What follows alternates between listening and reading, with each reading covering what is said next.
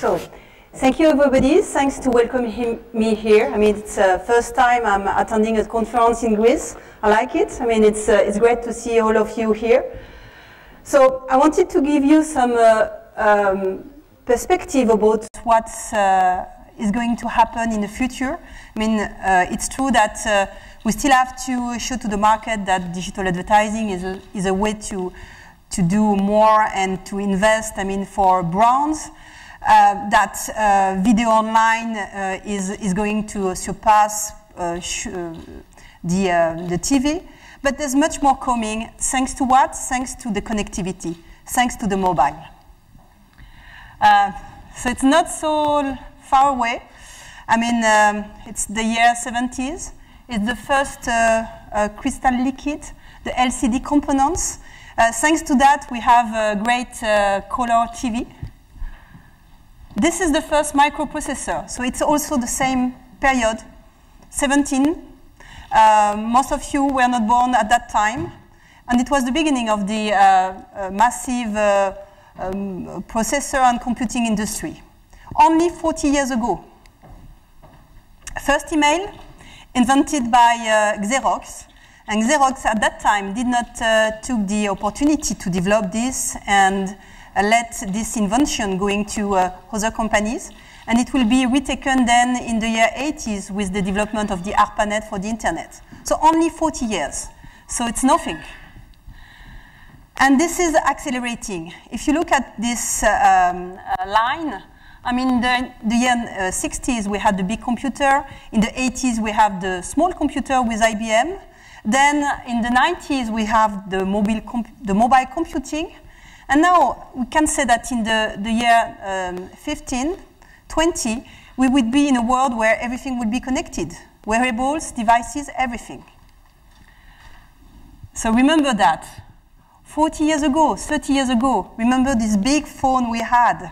I mean, and that was used to connect people already. Big computer. And now all this, thanks to nanotechnology, thanks to all the acceleration of technology, is in small computer. Small devices that have the capabilities of those old screen, old devices, and much more today. And this is, again, accelerating. I mean, look at the tablets.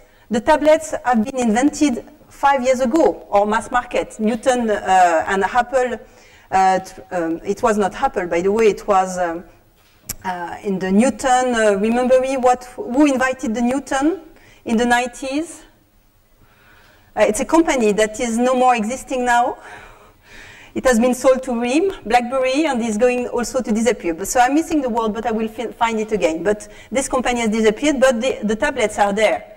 Tablets have been mass marketed by Apple in the 5 years ago, even 4 years ago. The smartphone, the Apple, the iPhone, is the first small phone that has been on the market to bring the mobile internet becoming a reality. And all this requires network connectivity. So we won't be here, this industry won't be there if we don't have this connectivity everywhere. And the connectivity, the bandwidth capability are increasing every year.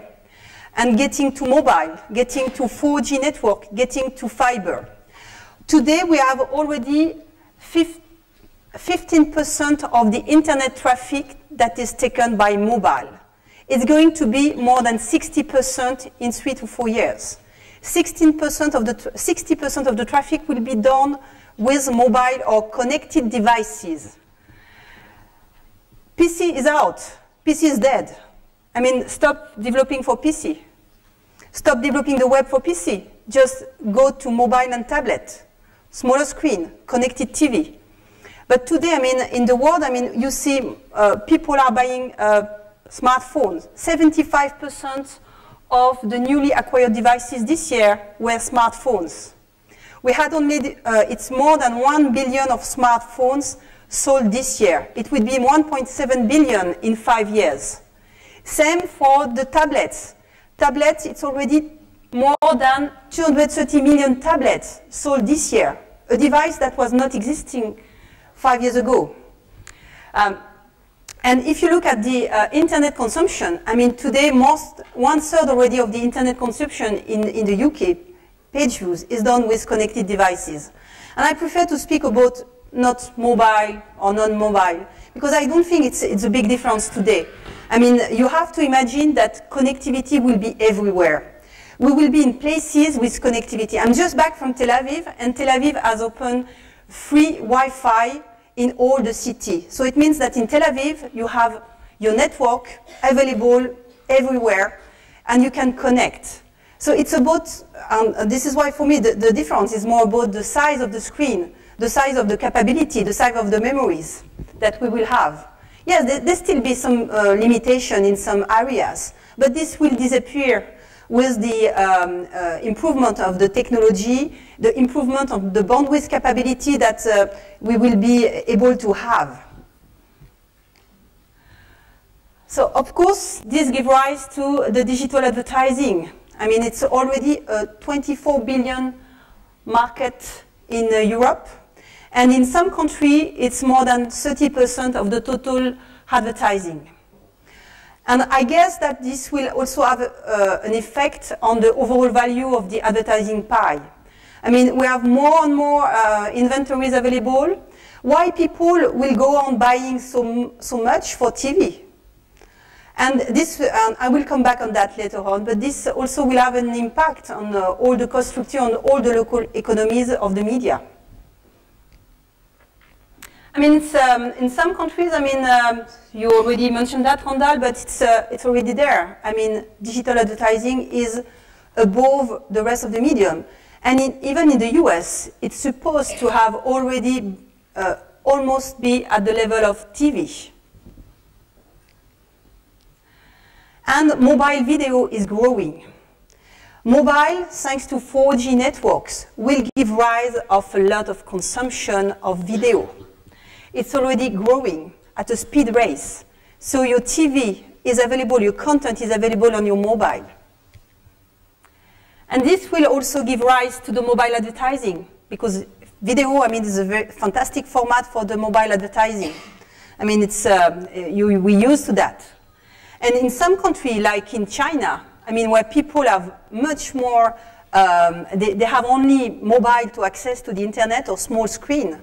I mean, the mobile advertising is above the traditional digital advertising or the traditional web advertising. But who is taking care, who is taking that? Today it's the big internet players.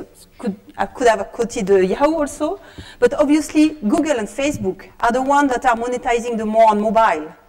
And they have totally adapted their approach to mobile. Facebook 1 year ago decided to become a mobile company and redevelop everything to be focusing on mobile. And mobile is going to give rise to a lot of opportunity, or small screen, or the bandwidth, because at the end of the day, you need bandwidth for that. And 4G is there. 4G has been launched in several countries. So it's 4G LTE. It means that when you have 4G available, you have 10 times the speed of the existing 3G network. And we'll see more. I mean, because fiber will be able to connect people wirelessly. And there's a lot of innovation coming and giving an unlimited bandwidth access. So if you go to 4G, if you have 60% of the world connected to 4G, then you will have the rise of all those new content and companies exploiting on content. YouTube, but obviously Dailymotion, and I'm particularly proud of Dailymotion as Orange is one of the main investors. Deezer, Spotify, Netflix, all giving new content opportunity for users, but it's about content. So I definitely think that content is king. Device is king, but content is king. And if you want to be able to attract the right user, you need to have the right content. And internet meets the TV. So it's not, the TV is just a big screen. I mean, it's still protected a lot by the cable company or the IPTV carriers like us. However, I mean, TV is going to be over the top, just over the top. And who is going to be well positioned to take care of that? is the new player, YouTube. Obviously Dailymotion, I hope, but other player, because TV, and sorry to be a bit provocative, but so far TV or traditional media owner are not prepared to that. They have to prepare. And TV over the internet, it's also about multitasking, about second screen. I mean, we never had so much usage of video and TV over the world than now. But you're multitasking. You're using your mobile, you're using your tablet as the second screen. And I would say that even the TV screen is becoming the second screen, as the most engagement, interaction with user is done on your tablet or mobile. Again, I mean, social networks are taking care of that, Facebook, Twitter. I mean, and there have been a lot of alliances, announcements done by Twitter, trying to connect and to have the right partnership with the TV owners. And we should go for that. Because the TV is the most social place to interact with the user. I mean, it's still the place where you can connect with the family. You're behind. You're sitting, you have these engagement capabilities. And maybe this is what will give to the TV advertising some golden years again, because of the size of the screen, because of the interaction you have. So Randall was mentioning the Luma landscape, so I put the Luma landscape. So you have now several Luma landscape, I mean mobile, video, display. What do you have to have in mind is that this is becoming really complex for user, for publisher, for advertiser to understand and to be on the right technology. And we used to have a simple, very simple industry, and now this industry is a tech industry with a new player coming. I mean, Criteo is going to go for IPO. We have MyThings, an Israeli company working on the retargeting. We have Outbrain that is going to go for IPO. Outbrain is content advertising. It's how to put advertising beyond words. And new companies that were not existing 3 to 4 years ago. And programmatic is there. I mean, if you look at the landscape in terms of advertising, I mean, there will be a massive shift for the digital agency, for the advertising company, for the ad sales house, as well as the media, is that everything is becoming digitalized with a lot of programmatic activity, which means that why do you need people? You don't need the same profile. You need to have tech people. You need to have analysts. And there's a big need for that. I mean, some of the big ad sales network have already laid off 1/3 of their people, because you don't need anymore to have salespeople. You need to have strong marketing and data analyst people able to advise the brands and to understand how to optimize the value of the advertising and the inventory on those programmatic platforms. And this will be a big shock also for the industry to adapt to that, to adapt in terms of competencies. So in some countries, 30% of the ad sales is done with programmatic platform, already 30%. And it's a massive shift. You can say that, no, it's not going to happen to this country, it's not going to happen to us. Pretty sure this will happen for sure. So 90s, it was the portable. Then 95, the digital world was there. Then 2000, the year 2000 was about connection. Now it's 2005 mobile. 2010 smart cities. And 2015 wearables. Yes, I mean, again, thanks to the connectivity, thanks to the nanotechnology, everything is going to be connected. It might be scary, but this is the reality of our life. We are living in a connected life more and more. Yet, we don't have the revenues in front of that yet. Same effect than with the mobile usage and the mobile advertising. However, I mean, there would be more than 1 billion vehicles connected, 3 billion utility meters, all this. So 50 billion connected devices in 5 years. Imagine that. How many of you have devices, connected devices, more than 5 already? More than 5 connected devices? Okay, not bad. And why this is possible is that smartphones are becoming more and more clever. Tablets, they have a lot of chipset, sensor that will be integrated everywhere. And this will give rise to a lot of new opportunity in terms of industry. I mean, it's not the science fiction. I mean, it's just happening today. If you look at the second screen, if you look at the meters, the connected balance. I mean, I just remember at Orange 10 years ago, we launched this very nice triple play box, the Live box. And one of the first connected devices we wanted to test was this WeThings, which is a balance, I mean, to weight balance. And at that time, I was just thinking, why people will connect their weight balance to their broadband hotspot? It's weird. But now, I mean, this company is doing very well. And because why? Because you have the smartphone as a way of having a very nice view of your weight and self-quantifying that, mentoring that. GoPro. GoPro is an amazing success. I mean, GoPro gives access to video to everybody. You become an adventurer. Your life is on the show. And it's also connected devices. Same with photos. So a lot of new opportunity coming out of that. And there would be more than 500 connected devices sold in theory in 2015, in 5 years' time. And for that, again, you need the mobile, because the mobile is the hub, is the center of your communication. It's give connectivity to your connected devices. So I love those wellness and health bracelets. Very few players have been able to see that, traditional player. Nike is one of them. Nike has been very good at anticipating this trend and launching its first connected rings. Jawbone has just raised $400 million in the US to develop connected devices. It's urge. I mean, if you go to the States, I mean, you see a lot of people wearing that. At the beginning, you thought it's a bit weird, but finally, I mean, you're happy to know how much you have slept the night. So it's quite useful. Or it seems useless today, but people are adopting that. Smart clothing. This is not science fiction. And it's a good opportunity, and obviously for French company, we have a well-known reputation on clothing, so we're developing that. We're trying to adapt and to have sensor into clothes. New opportunity of being connected. New interface, the Kinect.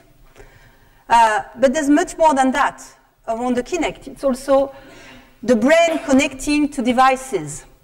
Last week in Tel Aviv, I went to the first Brainy Hackathon organized by Google, where the Google Labs in Tel Aviv had developers, neuroscientists, designers, spending 2 days together to develop projects, services with this new interface, brain interface connecting to a device and having your brain becoming the way to guide and interact with these devices. It's not science fiction. It's, and there will be a lot coming out of the convergence between neuroscience and development and informatics. I don't have my Pebble. Not sure I'm ready to wear it, but at least I've tested the Google glasses, and it's amazing. Been one day, I mean, with Robert Scoble, with one of the most famous bloggers in the US, he's testing the Google glasses. We were traveling in Yellowstone, and during one day, we've been asked by all the people we were meeting, asking, how is it? I want one. So this is going to be mass market, the connected glasses. Not maybe like the Google Glass, because it's a bit ugly, but we'll have to do some more design out of it. But in your lens or in your glasses. And then it gives access to a lot of information. I mean, and lots of opportunity also for advertiser. So 50 billion devices connected in 2015, which means that in average, out of 3 billion people connected in the world, we still have 2 or 3 billion to connect. We'll have an average of 17 devices, each of us, 70 devices connected. So it comes to data. And it's a bit scary because you think, okay, it means that not only my email might be followed by the NSA or the PRISM project, but also all what I'm doing. I think it's a natural evolution. And either you're in, like in the wave, or either you're not. But we'll have, as an industry, to do a lot to make this be sure, make this be used also by regulation, governments. And there's a risk also that we create a divide between the US industry that is maybe more ready to embrace this trend, and the European regulation and European governments who seems to be much more in favor of regulating that, thence blocking the access to European players to the use of those data, or not letting the city, for example, to open the data, the health governments, the health ministry to open the data. We had this question this morning in France. I mean, the government seems not to be very willing to let the health data be easily accessible by third parties. Whereas in the States, I mean, it's much more obvious. So we have to also make sure that as an industry that we have a way of being equal between the US and the European industry, the local governments, on the fact that this is an evolution, that data are everywhere. And if we want to create a sustainable industry, we need to let that open. We need to let companies using those data. So this is the map of social network activity at Facebook. And you will see also this is creating a kind of divide between the country who have access to that and the rest of the world. And most of the economic growth will be also linked to the capability to be connected and to access to decent connectivity, decent coverage, decent smartphones. Africa is really a country where we have to invest. So Internet of Things will drive a lot of data usage, drive a lot of new opportunity. It's the hot topic in terms of investment today in the Silicon Valley, in Israel. There's a lot of companies working on that. And it will be also a very good way of enhancing our customer knowledge, better understanding what our users are doing, better advertising, obviously, or marketing or services. So track, know, enhance, and all this in the personal cloud. And those data are mine data, but they be used by third parties. But it's my data in my personal cloud. So what's for Greece? Look at the 1960s. I mean, most of the internet activity was made in the US. Now it's all over the world. Europe accounting for 27%. It means that you have access to this. You can be in Greece and launching a company that is going to be an international company. I mean, this changed a lot. It means that there is no more frontier, no more barrier for innovation. It's great. It's a great opportunity for you, for us, for Europe. It's a great opportunity if we create the sustainable way of developing that. And to that, we need to be maybe more thinking of alternative model.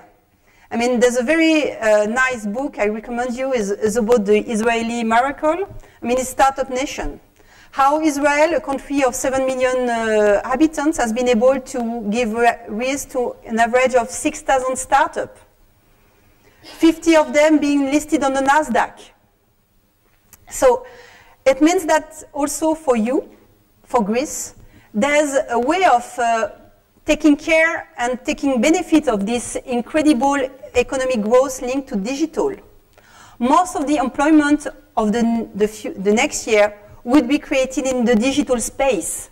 So you have to be prepared for that. Big corporations have to be prepared for that because the industry is going to be still disrupted. Everybody will be disruptive. And if you look at the last 15 years, very few of the traditional players have been taking the benefits of the digital explosion. Look at Kodak. Kodak missed it. Look at all the media industry. I mean, there are very few. very few that have been able to diversify and go to digital. So it's the innovation is done by small companies. Same for the carriers. I mean, in France, Orange has been disrupted by a very lean carriers, launching broadband and mobile services with a very lean structure, thanks to its digital way of working with internally and selling the services. So if I have one word for you, is that there's a huge opportunity link with the digital and the connected world, but we have to adapt.